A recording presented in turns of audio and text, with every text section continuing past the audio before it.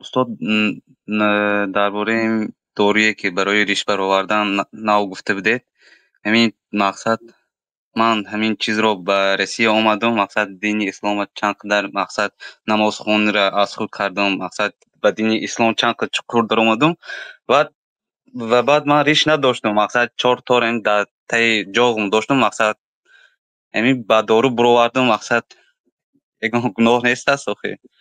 برو مقصد این است. مدریش. بله بله 3 ماه به مینوکسیدیل میگن. مدتی 3 ماه استفاده بودن، یک بار سحر یک بار بیگاه.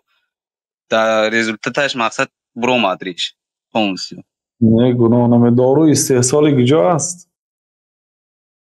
دارو استحصال کنندش کدام کشور؟ از 1 minut دوستان استحصال کنندش مقصد در ترکیبش سپیرت دارد، با گوی سپیرت سپیر در میکنه. ترکیب، سپیر در ترکیبی همه چیز هست. سپیر وای اگر به مایع آمیخته شود و نوشیدنش منع است. برای چی؟ برای آنکه وای خمر میشه. مثلا با آب آمیخته کنید وای خمر عرق میشه.